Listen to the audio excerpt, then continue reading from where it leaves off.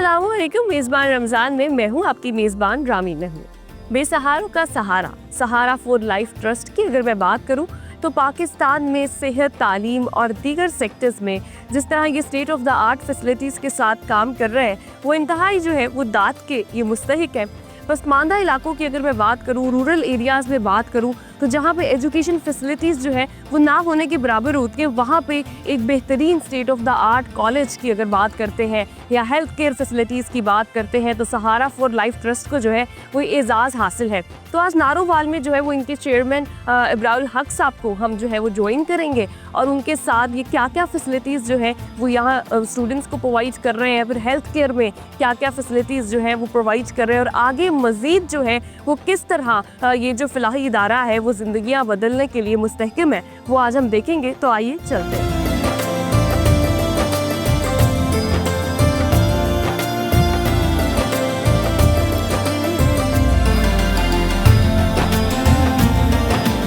आज जो है वो नारोवाल सहारा मेडिकल कॉलेज में मौजूद हूँ। मेरे साथ उनके चेयरमैन इब्राउल हक साहब किसी तारुफ के मोहताज नहीं है, वो मौजूद हैं और साथ ही साथ जो है वो एग्जीक्यूटिव डायरेक्टर है सहारा फॉर लाइफ ट्रस्ट के, वो भी है। मैं इन दोनों से पूछूंगी क्या मिशन था, किस तरह सक्सेसफुली जो है वो इसको लेकर चले। अस्सलाम वालेकुम, welcome to Pakistan. Thank you very much. अस्सलाम वालेकुम। मुझे ये बताइएगा कि बुनियादी मकसद सहारा ट्रस्ट का क्या था? देखिए, remote rural areas unfortunately Pakistan में अंडर डेवलप्ड रह जाते हैं क्योंकि वहाँ पे अनफॉर्चुनेटली कोई तरक्की करना चाहता ही नहीं है, बड़े शहरों तक महदूद होती है। वहाँ पे लोग ज़ात, बरादरी, धड़ा उसकी बुनियाद पर लोगों को वोट मिल जाते थे तो काम करने का रवाज ही नहीं था। तो अगर आप नारोवाल की हिस्ट्री देखें तो उसमें दो हिस्सों पे मुश्तमिल होगी जब भी मुअर्रिख लिखेगा। एक सहारा से पहले की एक तारीख नारोवाल बग़ैर तालीम के, बग़ैर अस्पताल के, जहाँ लोग फौत हो जाते थे डिजीज़ की वजह से, और एक सहारा के बाद वाला नारोवाल जिसमें अल्हम्दुलिल्लाह रोशनियाँ हैं, जिसमें तालीम है, जिसमें मेडिकल कॉलेज है, जिसमें 6,500 बच्चे इधर अलाइड कॉलेजेस में पढ़ रहे हैं। एक state of the art teaching hospital मौजूद है। और उसके बाद फिर देखा देखी और लोगों को भी ख्याल आया कि अब हमें कुछ करना चाहिए, तो ज़ाहिर है फिर कंपटीशन में आके लोग काम करते हैं। अच्छा इब्राहिम हक साहब, मैं आपसे एक बात पूछूं तो क्या इंस्पिरेशन थी? बहुत सारे बेशुमार लोग हैं यहाँ पे लेकिन बहुत कम लोग इस तरह के इनिशिएटिव्स लेते हैं, तो वो क्या स्टोरी है उसके बिहाइंड, या वो ऐसे क्या थॉट था जिसने आपको इस पे मजबूर किया कि I have to do this? लेकिन ट्रिगर तो ये उस वक्त हुआ था जब मेरी वालदा का इंतकाल हुआ। हम सब अपने माँ बाप से बहुत प्यार करते हैं और जो जितना प्यार करता है, स्टोरीज़ भी सुनी हुई थी कि शाहजहां ने मकबरा बना दिया था अपनी उसके लिए, और किसी ने हिरन मीनार बना दिया था अपने हिरन से प्यार में। तो वालदा का जब इंतकाल हुआ तो मैं समझता हूँ कि इससे बेहतर और क्या हो सकता था कि उनके नाम पे कोई ऐसा सदका जारिया के हवाले से काम किया जाता और एक हॉस्पिटल की बुनियाद रखी जाती। तो ये आइडिया मैंने मेजर इसरारुल हक साहब से डिस्कस किया और फिर हमने आगाज़ किया इसका अल्हम्दुलिल्लाह। और फिर आज आपके सामने ये 650 बिस्तरों का अस्पताल है, फिर मेडिकल कॉलेज, कैंसर हॉस्पिटल। ये मंसूबे पर एक पूरे इलाके की डेवलपमेंट का बायस बने। आज जो है वो हम ये कॉलेज जो है वो साथ विजिट भी कर रहे हैं। हमारे साथ एग्जीक्यूटिव जो इनकी मैनेजमेंट है उनके लोग मौजूद हैं। मैं आपसे पूछना चाहूँगी किस तरह इसको सक्सेसफुली लेकर चल रहे हैं, क्या चैलेंजेस जो है आपको फेस करने पड़ते हैं? देखिए, नारोवाल जैसे एरिया में चैलेंजेस तो बहुत है और फिर पॉलिटिकल चैलेंजेस भी हमें आए, फेस किया हमने, लेकिन अल्लाह का शुक्र है हमने पूरी एफर्ट की और ईमानदारी और नेकनीति से लगे रहे। टाइम तो लग गया लेकिन आज अल्हम्दुलिल्लाह हमें 10 साल हो गए हैं मेडिकल कॉलेज को चलाते हुए। 5 बैचेस हमारे निकल चुके हैं। बाकी जो है अलाइड कॉलेजेस हैं, नर्सिंग कॉलेज है, फॉर्म डी कॉलेज है, IT कॉलेज है, ये सारे के सारे चल रहे हैं।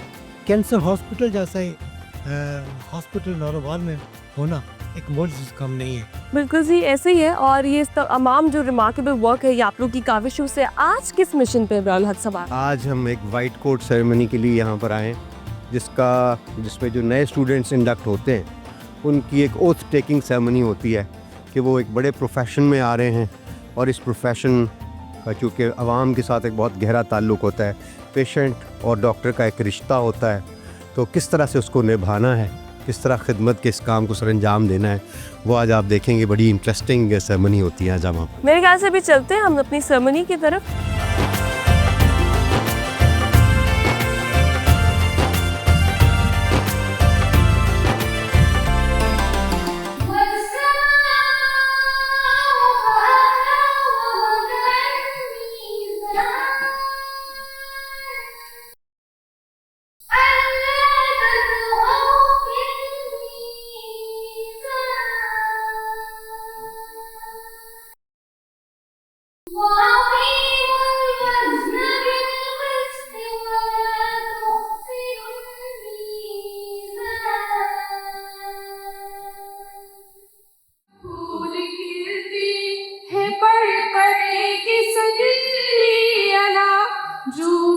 कर कह रही है ये बाले सबा, ऐसी खुशबू चमन की गुरु में कहाँ, ऐसी खुशबू चमन की गुरु में कहाँ, जो उनकी के पसीने में मौजूद है। Of our next poem, Lama Muhammad Iqbal, I urge all students to internalize the essence of this work throughout your lives.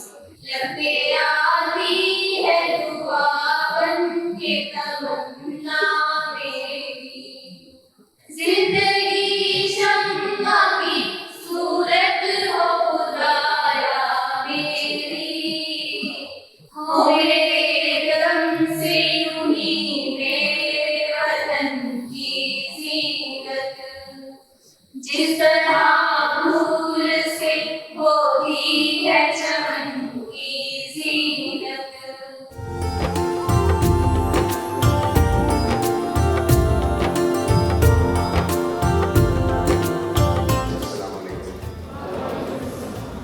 कामयाबी दो चीज़ों से बनती है, एक दुनिया और एक आखिरत। एक मिल जाए दूसरी ना मिले तो उसका भी कोई फ़ायदा नहीं है, लेकिन इन दोनों का हल एक ही है। नबी करीम सल्लल्लाहु अलैहि वसल्लम हमारे लिए तीन नमूना, अगर हम उनको फॉलो करेंगे दुनिया भी हमारी होगी और आखिरत भी हमारी होगी।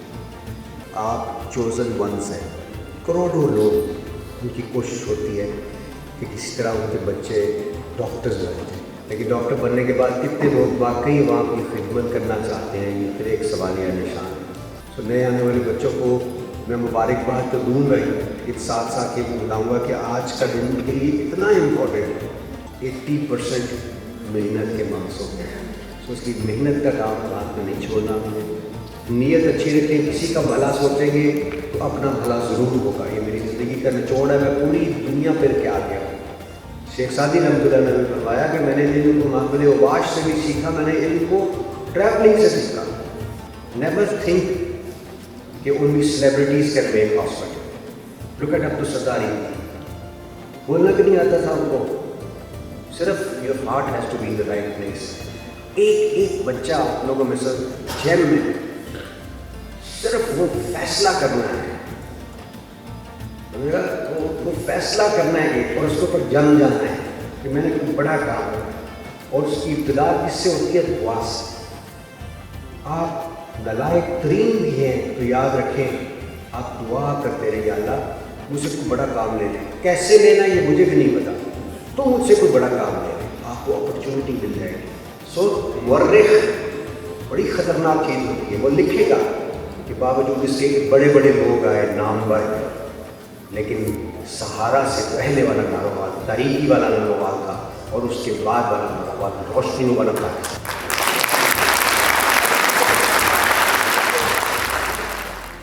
तूने अता किया मैंने बुला दिया, तूने फिर से दिया ना शुक्र किया, ना शुक्र किया।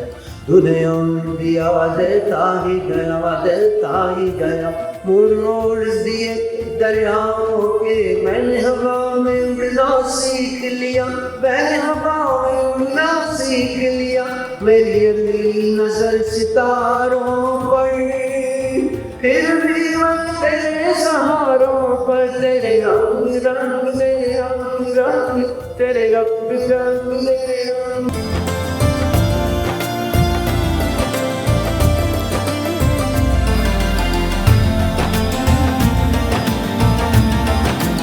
One thing that I am personally very inspired by it कि इब्राहिम हक साहब को तो हम देखते हैं, चूँकि जानते हैं, लेकिन पूरी फैमिली का इन्वॉल्व होना इस तरह के नोबल कोर्स में बहुत ज़रूरी है। और आप तो माशाल्लाह मेजर साउल हक साहब भी साथ साथ हमारे मौजूद हैं, उनसे पूछ रहे हैं। इस टाइम हम मेन लाइब्रेरी में मौजूद हैं मेडिकल कॉलेज की सहारा की। मैं उनसे पूछूंगी कि यहाँ पे क्या फैसिलिटीज़ जो है वो स्टूडेंट्स को दी जाती हैं। अस्सलाम वालेकुम सर। जी अस्सलाम वालेकुम। ये मेन लाइब्रेरी है सहारा मेडिकल कॉलेज के लिए। ये जो ये जहाँ पर हम इस वक्त खड़े हैं इसे डिजिटल लाइब्रेरी कहते हैं। डिजिटल लाइब्रेरी लहदा है, दूसरी बुक्स वाली लाइब्रेरी लहदा है। तमाम लेटेस्ट बुक्स, जर्नल्स, फैक्टर 4 तक के तमाम यहाँ पे अवेलेबल हैं। हम we are link with the central library जो HEC की है, उसके साथ भी हमारा लिंक है। और अपनी भी जितनी बुक्स हैं तो अभी क्योंकि फ्यूचर जो है एआई का, एग्जैक्ट। आहिस्ता आहिस्ता हम उस तरफ जा रहे हैं। बहुत शुक्रिया।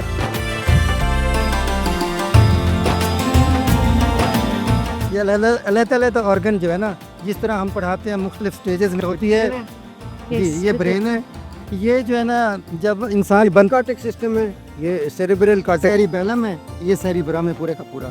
अगर एक किडनी को यूजुअली रिमूव भी किया जाता है, दूसरी वर्क कर रही होती है, तो वो क्या सिनेरियो होता है, किस तरह उसको बीइंग अ डॉक्टर? देखें, अगर एक किडनी जो है ना काम छोड़ जाए, तो फिर उसको अगर निकाल दें तो अल्लाह ताला ने दूसरे किडनी से ना वो कंपनसेट करता है, पूरी बॉडी का काम कर। जो डबल ऑर्गन है अल्लाह ताला ने इसीलिए रखे हुए हैं। स्टोन्स किस पार्ट में होते हैं? स्टोन जो है ना, ये इसके जो है ना पेल्विस है, ये यहाँ पे होते हैं, तो यहाँ पे ऑब्स्ट्रक्शन करते हैं। आगे जो पेशाब की नाली है, ये जो यूरिटर है, ये ब्लॉक हो जाती है। तो ये आमतौर पे स्टोन की जब शक्ल देखें ना, स्टैग हॉर्न, जैसे इसकी शेप है, ऐसे ऐसी ब्रांचेज उसकी बनी होती हैं। ये हार्ट है, ये हार्ट Yes, हाँ। ये तो बस छोटा सा होता है, इंसानी हार्ट इतना ही होता है। जी जी। इस टाइम जो है वो हम सहारा फॉर लाइफ ट्रस्ट का जो हॉस्पिटल है वहाँ पर मौजूद है, और ये जो हॉस्पिटल है ये इब्राहिम हक साहब और कर्नल साहब मेजर साहब जो है उनकी वालदा के नाम पर है। और अभी हम इसको एक्सप्लोर कर रहे हैं, देख रहे हैं कि यहाँ पर पेशेंट को किस तरह ट्रीट किया जाता है।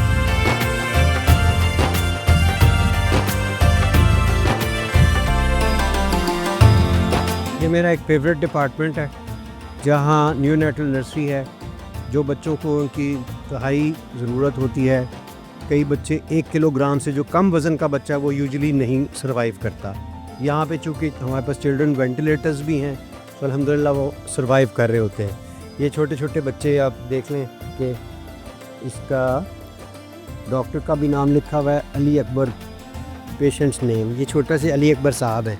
ये अच्छा, एरिया है इस जहाँ पे- एरिया में इस तरह की फैसिलिटी होना बिल्कुल बड़ा नहीं है, important लाहौर में नहीं है।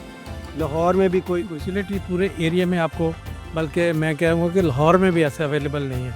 वेंटिलेटर पे जो बच्चा होता है, समझ लें कि वो ज़िंदगी और मौत की कश्मकश में होता है। यानी ये बच्चा, अगर ये वाला हॉस्पिटल इधर ना होता तो शायद आप डॉक्टर साहब हैं जी भी। डॉक्टर साहब आप कुछ बताएंगे? क्या सिचुएशन है इनकी अभी? देखें, ये बच्चा हमारे पास आया था ब्रीदिंग डिफ़िकल्टी के साथ, ठीक है। इसको इमीडिएटली वेंटिलेटर की ज़रूरत थी। हमने इसको वेंटिलेट किया, इंट्यूबेट किया बच्चे को, और आज 2nd डे है इसको इंट्यूबेट हुए हुए। और अभी जो इसका बच्चे का स्टेटस है सच गुड नहीं, लेकिन हम लोग ये कह सकते हैं कि नारवाल में एक ये फैसिलिटी है कि वेंटिलेटर पे हम ऑन टाइम बच्चे को इंट्यूबेट करके उसको सके जानते थे बचने के इंशाल्लाह हैं, तो कोशिश कर रहे हैं लोग, इस कर रहे हैं। इससे ज़्यादा और क्या हो सकता सुबह है? हमने रिससिटेट किए इसको जी? बच्चे। सुबह से हम 2 दफ़ा इसको रिससिटेट कर चुके हैं बच्चे। अच्छा, अभी तक इस जो आपका ये डिपार्टमेंट है, इसमें कितने बच्चों की जान बचाई है यहाँ में नारोवाल? देखिए, पिछले 2 महीने में राउंड अबाउट हमने 6 बच्चों को यहाँ से एक्सट्यूबेट करके हमने घर में भिजवाया है। बच्चों को वेंटिलेटर से उतार के और होम के लिए डिस्चार्ज किया, उसको घर में भिजवाया बच्चों को, जो बिल्कुल ठीक हो गए हैं। अगर ये वेंटिलेटर की सर्विसेज ना होती तो फिर डेफिनेटली फिर आउटकम्स तो ये ना होते। इसमें जो मॉडल है हमारा ये है कि जो भी पेशेंट आता है इमीडिएटली, अगर वो इमरजेंसी में आया है तो उसकी इमरजेंसी ट्रीटमेंट शुरू हो जाती है। उससे बाद में पूछा जाता है कि जी आप मुस्तहिक हो, आप नहीं हो। अगर वो मुस्तहिक है, अगर वो डे टाइम पे आया है, तो हमारे पास एक सोशल वेलफेयर का अदारा है, वो उसको जो है इलाज जो है बिल्कुल फ्री भी कर देगा। उसके पूछता है कि वाकई ये जो है इस डिजर्विंग है कि ग्रविंग है या नहीं? क्योंकि हमने ज़कात की जो रकम ली होती है लोगों से, उसका मसरफ वही होता है कि ज़कात के मुस्तहिक लोगों पर ही लगा सकते हैं Exactly. और किसी पे लग नहीं सकती। तो उनसे हम कहते हैं कि भाई आप ज़कात के मुस्तहिक हो, वो कहते हैं नहीं ज़कात का मुस्तहिक तो नहीं हूँ, लेकिन मेरे पास इतने पैसे फिर भी नहीं है। तो हम कहते हैं अच्छा आप क्या दे सकते हैं, तो वो एक सर्टेन अमाउंट जो दे सकता है वो ले लेते हैं। कुछ लोग होते हैं VVIP, जिनकी कोई 100 एकड़ ज़मीन है, मर्सिडीज़ पे आए हैं, उनको चाहिए होती है VVIP किस्म की का माहौल, इसमें AC एयर कंडीशनिंग भी ज़बरदस्त है, TV भी लगा हुआ है, सेपरेट रूम है जहाँ वो कहते हैं कोई डिस्टर्बेंस ना हो, एक्स्ट्रा केयर, ये वो सारे। वो कहते हैं हमें वो VIP, उसको क्या कहते हैं हम, तो private patient, exact private patient. अभी हम Exact. आपको दिखाएंगे वो कहीं ना वो उनके लिए फिर हम VIP वाला माहौल उनके साथ करते हैं, और उनसे फिर ज़ाहिर हमारी कोशिश होती है कि ये सर्टेन अमाउंट जो है ये वो दें। लेकिन फिर भी जो हमारे लाहौर के इंस्टीट्यूशंस हैं, जैसे वहाँ पे एक C सेक्शन का जो है 4-5 लाख रुपया, 3-4 लाख रुपया लग जाता है। यहाँ पे एक C सेक्शन का डॉक्टर साहब भी खड़े, प्राइवेटली करें तो 1 लाख रुपये से कम मिले। प्राइवेट में 1 लाख लगता है, अगर हम उसको ज़कात पे करें तो बिल्कुल भी नहीं है, अगर उसको हम जनरल में करें तो 10 to 20,000। ये मेडिकल आईसीयू है हमारा, 10 बेड है यहाँ पे। इसके हमारे पास इसमें वेंटिलेटर्स की सहूलत अवेलेबल है, इसमें हमारे पास 2 डायलिसिस मशीनें भी अवेलेबल है। अर्जेंट एमरजेंसी डायलिसिस कहीं पे भी नारोवाल में, मतलब पेशेंट अगर जिसको वेंटिलेटर की भी ज़रूरत है और डायलिसिस की भी ज़रूरत है, वो सिर्फ मतलब हमारे पास जिस तरह के हमारे पास यंग पेशेंट है, मतलब every type of patient, every quality. अब जो पेशेंट किसी भी सेटअप में लाहौर में होगा, यहाँ पे हैं। This patient is very rare disease के साथ आया हुआ है हमारे पास। यहाँ पे इसकी हम तशखीस भी कर रहे हैं and he is also manage भी हो रहा है।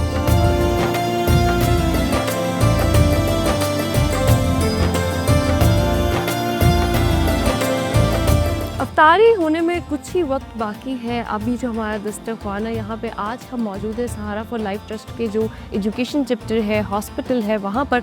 तो अफ्तारी से पहले मैं आपको एक चीज़ बताऊँ कि आज जो है ना रोज़ा मुझे भी बहुत लग रहा है, मेरी टीम को भी बहुत लग रहा है, क्योंकि हम लाहौर से नारोवाल जो है वो स्पेसिफ़िकली आए हैं, तो सफ़र भी किया है।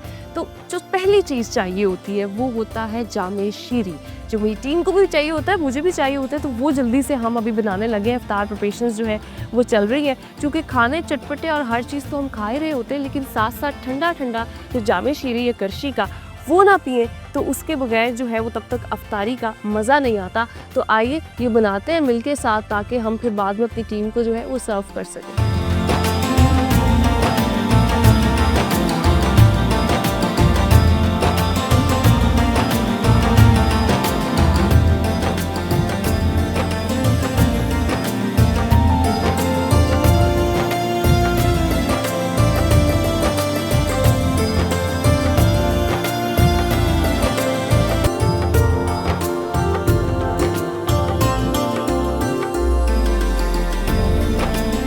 आज का हमारा जो इफ्तार था मेज़बान रमज़ान, आज हमने अपना सारा दिन जो है वो सहारा फॉर लाइफ ट्रस्ट के जो मुख्तलिफ सेक्टर्स हैं, हमारे साथ इनकी डॉक्टर्स की टीम, इनकी जो मैनेजमेंट की टीम है वो सारा दिन मौजूद थी। अभी हमारे साथ इनका जो है वो स्टाफ भी मौजूद है।